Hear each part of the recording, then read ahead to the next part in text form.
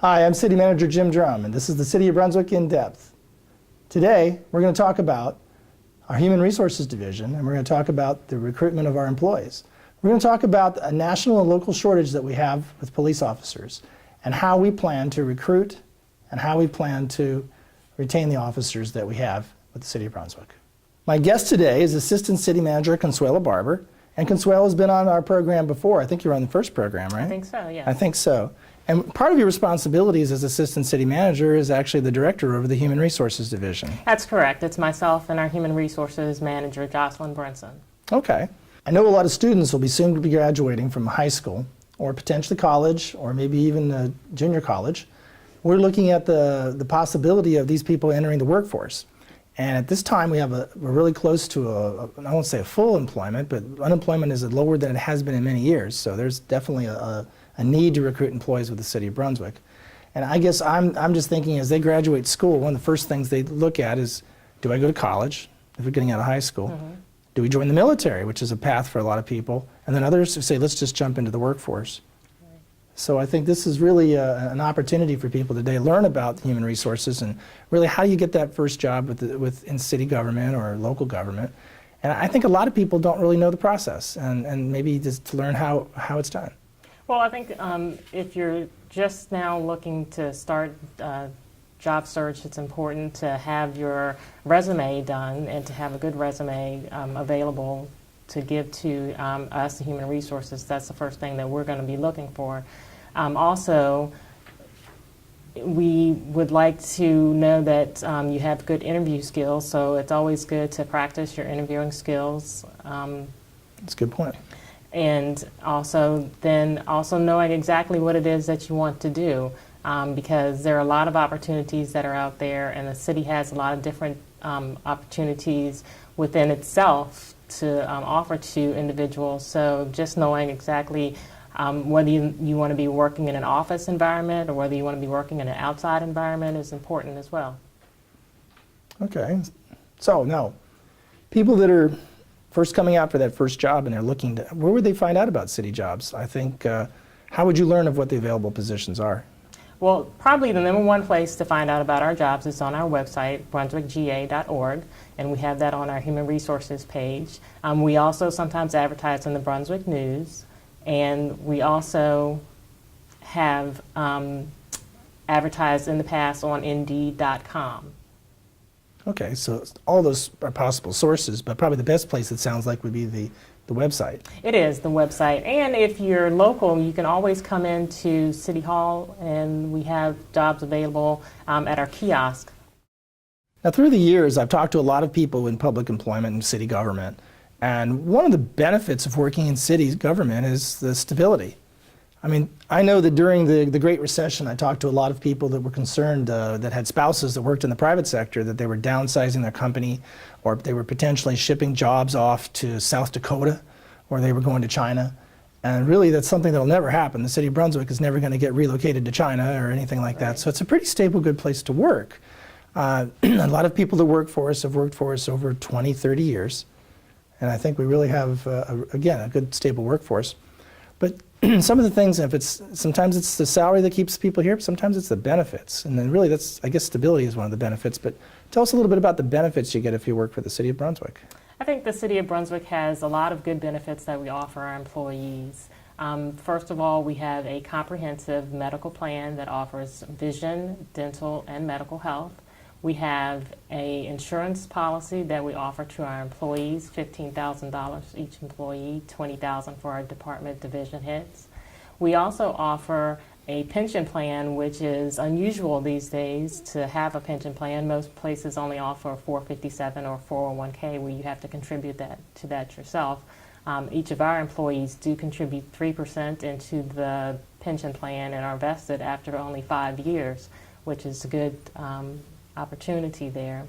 What we also offer to our employees is a tuition reimbursement for those folks who want to go back to school and advance themselves and help to advance in their job as well. We also offer an EAP, an Employee Assistance Program, for people who might find that they need to have some help along the way. We also offer a generous package of vacation, holidays, and sick leave. We offer 12 days a year for our first employees for vacation and sick leave, and then we also offer 10 holidays per year, which I think is unusual in the private sector to get that, and is very generous for people who are looking to work in the public sector as well. Well, I think that's a lot. That's a lot, actually, if you sit back and look at the list. And I think sometimes, again, I guess we'll go back to the high school graduate. Sometimes you're looking at that first job and you're not always thinking about the extra benefits that might be behind the starting salary. And obviously, when you come in, starting salaries in government tend to be a little lower than the private sector. But through time, you can actually move up through and progress through the pay grades and potentially see your salary grow. Right. You mentioned tuition assistance, and that's a great benefit. Obviously, it's a nice benefit to have, whether you're going back to college, and it is primarily college that you would take to earn that degree, but you may not have had the funds from your family when you're getting out of high school. It's another way to do it. I know people look at the GI Bill through the military, but this is a way to go to work for the city right away and start working towards your college degree as well. Right. We offer up to $1,000 per semester for a class for individuals who want to go back to school and earn a degree, and we also offer that for a bachelor's degree as well as a master's degree if you already have a degree. And we like doing this. I think people step back and say, well, why would the city offer such a benefit? But we really want to see our employees stay as long as they have in the past, to have those 20 and 30-year employees.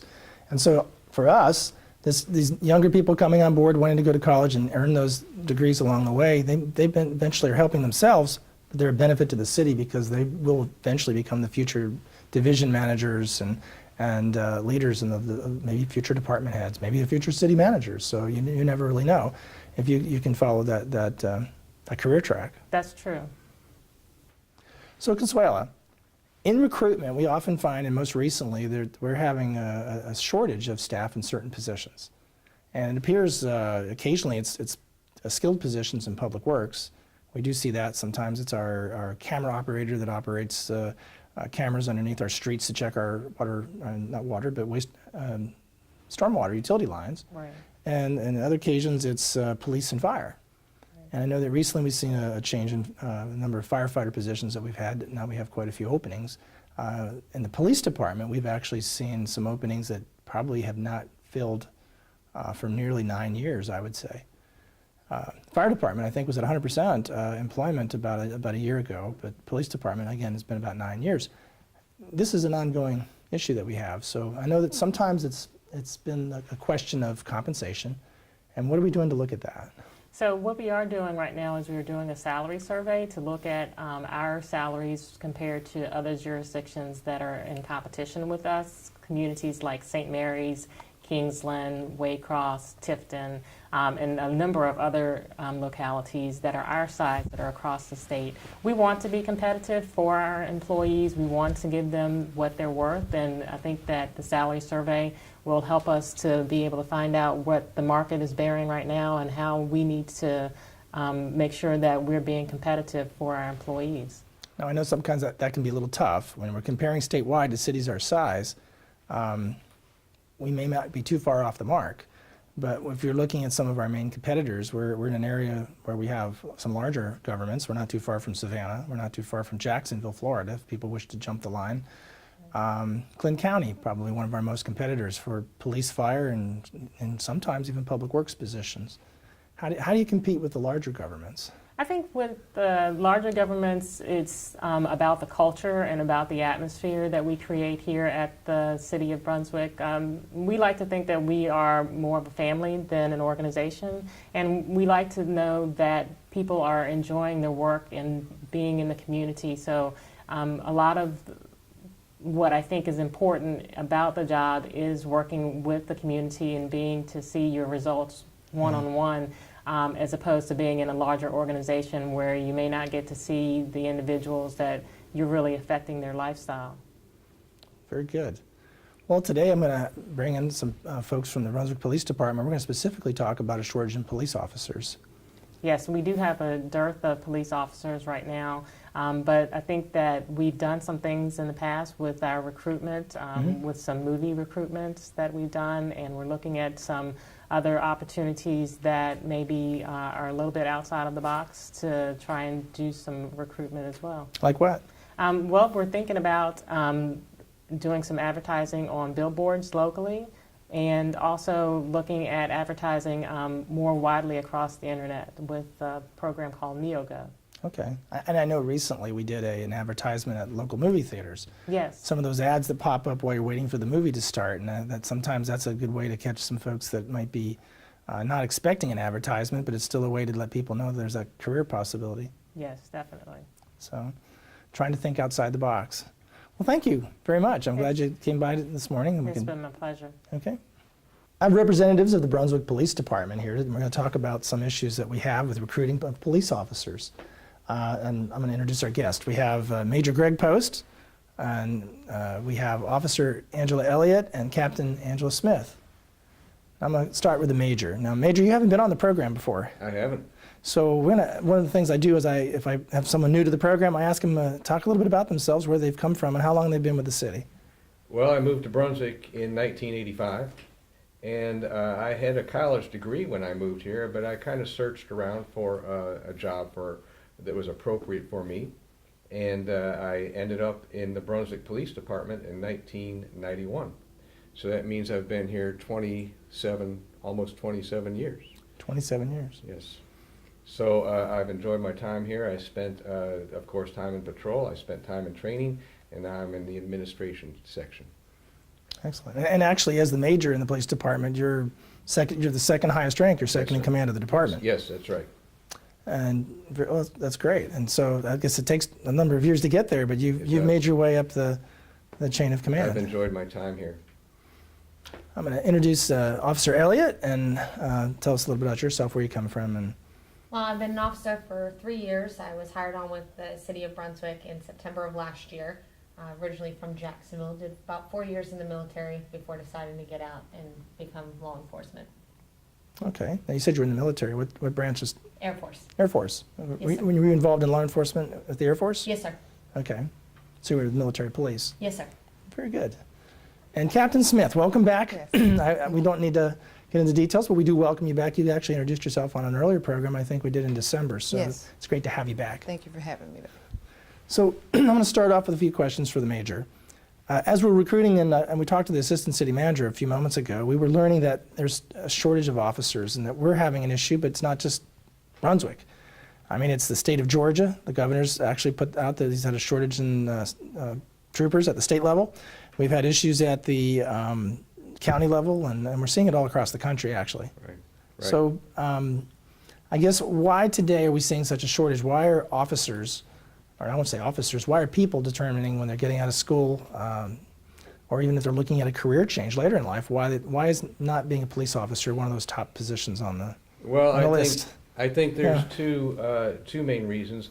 Number one, obviously there's been a lot of negative publicity of police and police officers and the jobs that they perform. And officers and people now realize that one mistake can put them in jail or put them in financial difficulty or put them into public criticism. So it's a very difficult culture at this time to attract good quality people into law enforcement. It's almost a glutton for punishment, you might say, because of some of the negativity that's been out there. The other reason I think is that we have a different generation that's called the millennials of people that have different needs in work. And before, when I started and other people, it was more, this is a job, I need to pay my bills, and here's a police job that is pretty easy to get into back then, and I'll take that job. But millennials now want more than just money. They want more than just a job.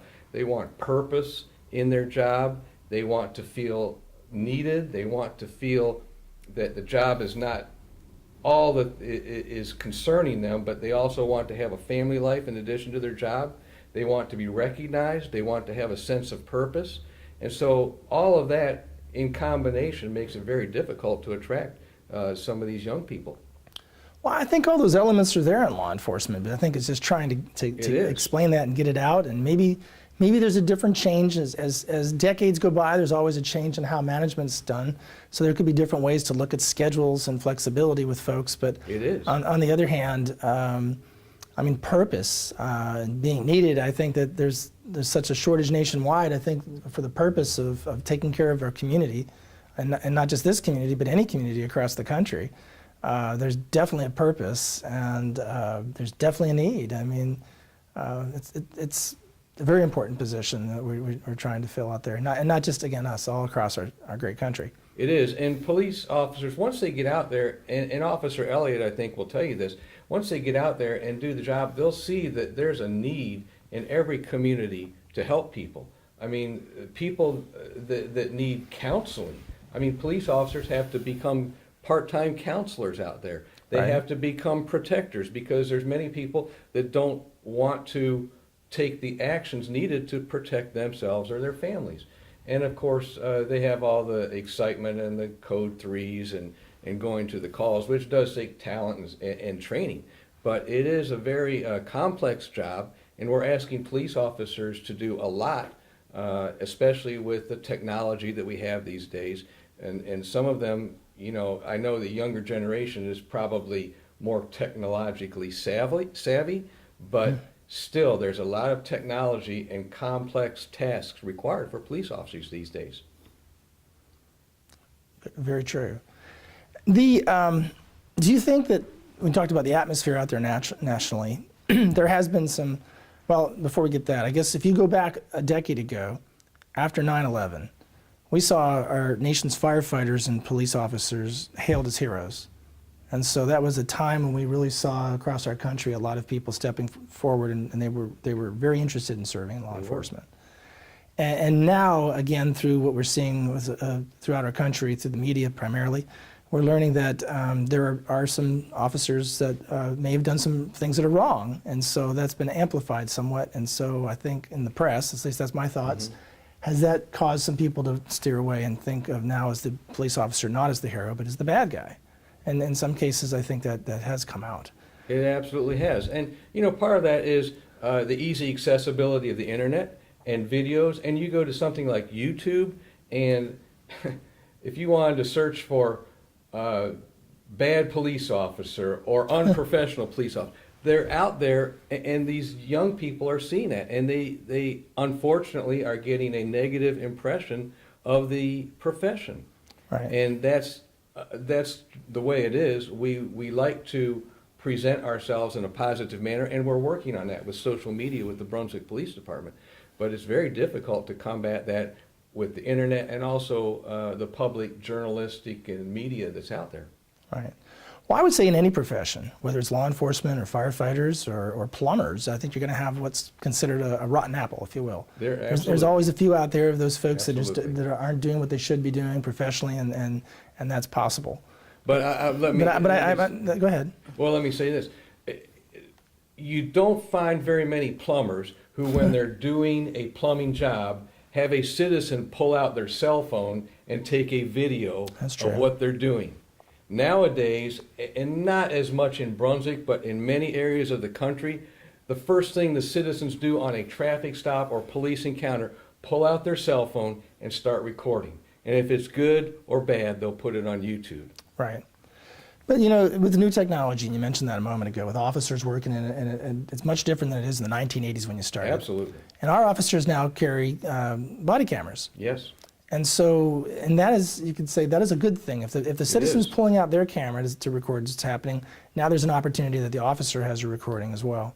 Because often we find out in a recording that it's the things that actually happened are not what potentially was reported. Absolutely. Absolutely. Video cameras have changed law enforcement. And the thing about video cameras, though, is a precaution, is it only shows one perspective. Right. And so often you see body cam videos that show something one way, but from another angle or from the officer's point of view, it's different. So body cams are good in general, but they have been used to promote some of the negativity out there too. Right.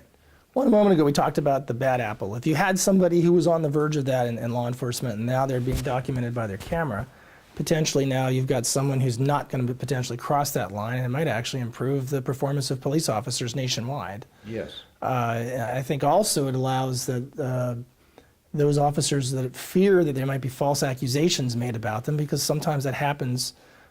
Folks that are arrested come back and they try to make up Sure. charges on officers and complaints. Sure. And in the past, it was sometimes very difficult. You do an internal affairs investigation, and it came out a he said, she said thing, and no Yes. one really knew the truth except the two people that were involved. With the camera now, a lot of that can be cleared up. So I Yes. mean, you look at some of the technology we have, it actually makes that officer safer, but it also protects their reputation, which is very important in law enforcement. It is, and I am proud to say that the Brunswick Police has been, not as much in body cams, but in videotaping. We had body cams in our patrol cars starting in about 1994. And since Okay. that time, we've had video cameras in our patrol cars.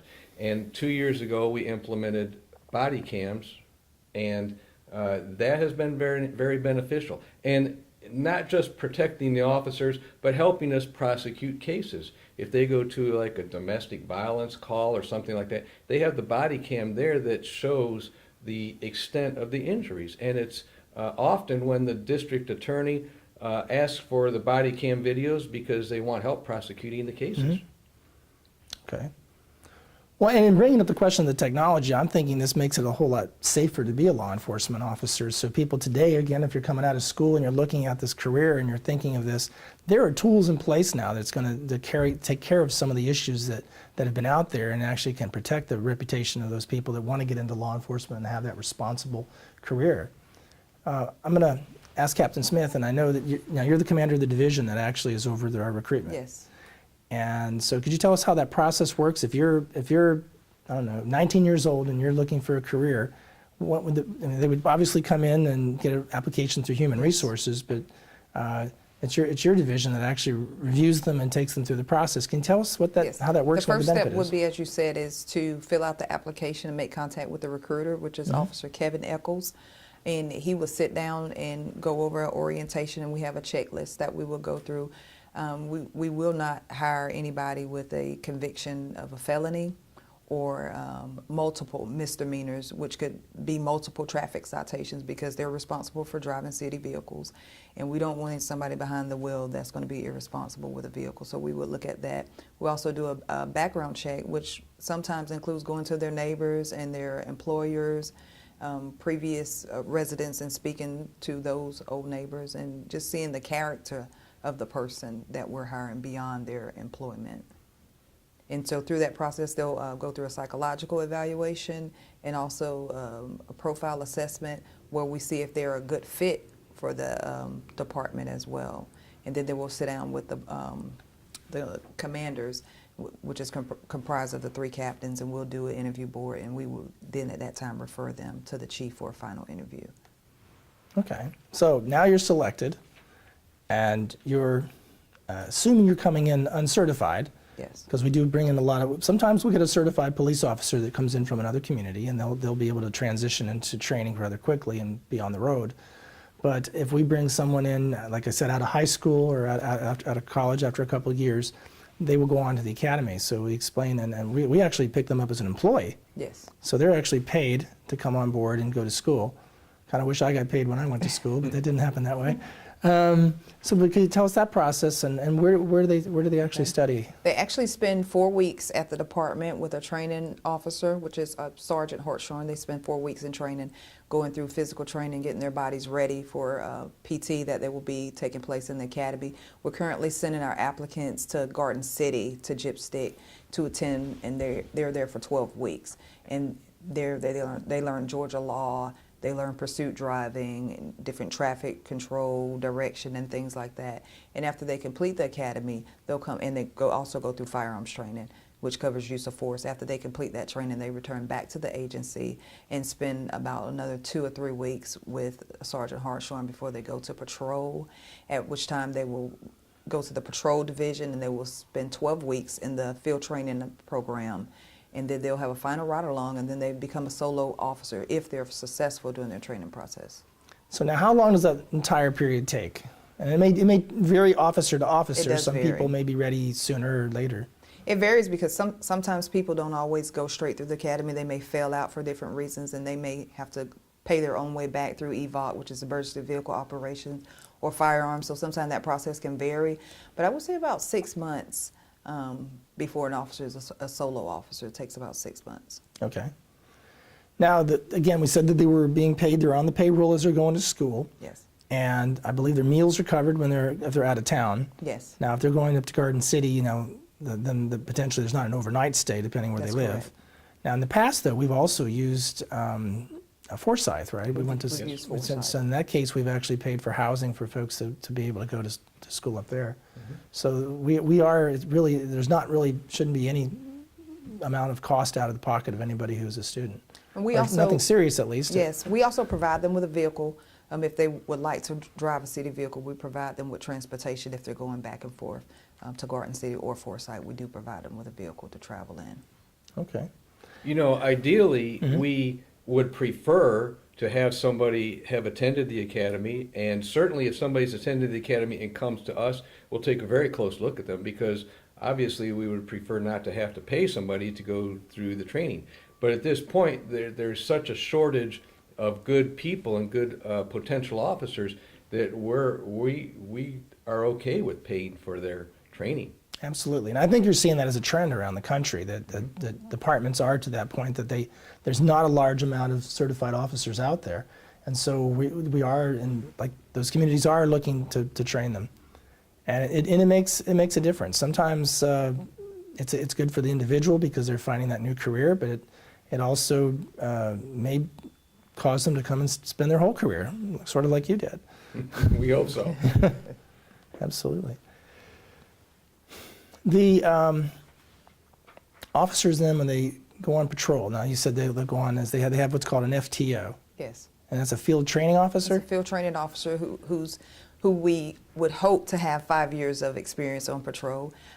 Lately, maybe they're a veteran officer. I would Okay. say that they're veteran officers with the knowledge and experience of Georgia law and departmental policy, and we pick the best officers for that position because they're going to be training another officer to one day hopefully be a field training officer for somebody else. And so they ride with that veteran officer for 12 weeks, depending on the training and how receptive they are of training, and then they do their final ride along with myself, Okay. such as Officer Elliott, who's recently finished her final ride along. So how many people do we have now signed up for the academy? Right now, I believe we have 4 people left have in 4 the people. academy. Yes. But we still have many openings. Yes. I think we have probably at least 9 to 10 openings. So the opportunity is still there, and that's what Yeah. we're hoping to do, is find that maybe there'll be someone out there interested. Absolutely. And again, maybe it's that person who's just getting out of the military, or someone who's just getting out of high school, or someone who's completed a couple of years of college and decided they want to do something different. Maybe college wasn't what they wanted to do. So I'm going to jump to Officer Elliott, because you're that person, in effect. I mean, it wasn't that long ago that you were out there determining what you wanted to be, or what as far as a career, and you said you were in the military police, so you had an inkling of an idea that you enjoyed the military police, at least that part of it. Yes, sir. So when you got out of the Air Force, was that something you were looking at, was to look at law enforcement, or did you have an open, wide range of careers you were looking at? I actually have always had law enforcement in the back, because obviously you grow up and you see these CSI shows, so Okay. of course everyone wants to be that crime scene investigator. It's always been an idea for me. I joined the military because I wanted to get away from home and get my college paid for, because I slacked off in high school. So I fixed that area in Okay. the military. And when I got out, I had the opportunity to apply in the city that I was currently living in. So it was the best I've ever done. Okay. So how did you learn about Brunswick, and what interests you in the program? Brunswick is actually close to where I'm from. Jacksonville, Florida is where my family is. So Okay. being away from home for so long in the military, my younger brother actually worked in Brunswick, unrelated job field, had mentioned it. So I came over and just went ahead and applied. Okay. So what was the experience like? So you go through the process, you had the interview with the commanders, and apparently you did well. You got through the interview, and they sent you off to school. So where did you go to Garden City, or where did you? No, sir, I was already certified when I came here. You were certified when you came in. Yes, sir. Okay. So, It's been a great experience. I don't really have a lot of frame of reference, but this is now my second FTO program that I've got to complete. and they set their officers up for success. The FTO, the 2 FTOs that I got to ride with, they don't hand it to you. You have to work for it. And coming as a already certified officer, I don't feel they were any more difficult on me as they were the new recruits. There's a lot of questions, especially for a certified officer coming to a new area. There's different procedures with the court systems. There's different report writing systems, different technologies, period, across the board. So you have to learn a whole bunch of other things, which may be a little bit more difficult than somebody just coming in brand new and getting to learn one set thing for the first time. But I can't say enough good things about their FTO program. It gave you the knowledge you need to be released as a solo officer. I don't feel unprepared at all once I was released. Okay, and you've been released how long? A little over a month. A little over a month. Very good. So what would you recommend if you're that person coming out of the military or out of high school or out of the, what would you say would be good about the program? And you just did say a little bit, but what would you recommend for them? I mean, why law enforcement? Let me ask you why you became a police officer. I've always had positive experiences with police officers my entire life. It actually wasn't until I had an experience when I was in the military with police officers that was not a positive experience. But I didn't blame them. I blamed their training. And I was ignorant to their training, period. But it was a change that I wanted to see. And at that point, I was like, no, this is what I want to do. You hear a lot of people, especially when you go to the calls, you're there for, they called you out there, but they'll be upset with you because a previous officer didn't do this, and what makes them think you're going to do it. And that's the best call you can go on when you're leaving and they're actually thanking you and saying you're not all the same, because we're not. Brunswick Police Department, as far as I have been involved with this community, there's not one officer that doesn't still have the passion. Yes, for the most part, a lot of us are within the under 5 years, but somebody that has passion to help others, if you want the purpose, if you want to wear the many hats, be a counselor, be a parent, be the law enforcement, be the voice that people don't have. That's for animals as well, you find out here. So this is by far the most rewarding job you could possibly have, jumping right into it from high school or college. Good, very good. I would agree. Yeah. Well, and we asked why you became a police officer, but I'm going to ask Major Postman. Then I know it was a few years ago, but what made you decide to pick that career instead of another? Well, I also had family, a brother-in-law who was in law enforcement, and he showed me a few things, rode with him a few times, and I wanted to get a job that was had some variety, had some challenges, was not the same job every day when I came to work. And I enjoyed working outside too, so yeah. Brunswick Police was hiring in 1991. Okay. They're still hiring today. Yes. Yes. Captain Smith. Like you said, Brunswick Police was hiring back then, and they're still hiring today. I knew it was a job that offered job security. I needed a better job. I came from mental health profession and child care, and so my father was also a police officer. And so I knew it was changing every day. Every day would be a new challenge, and so that's why I came to the Brunswick Police Department. Has it been a challenge? It certainly has. But it's been a rewarding challenge Yes, too. it has.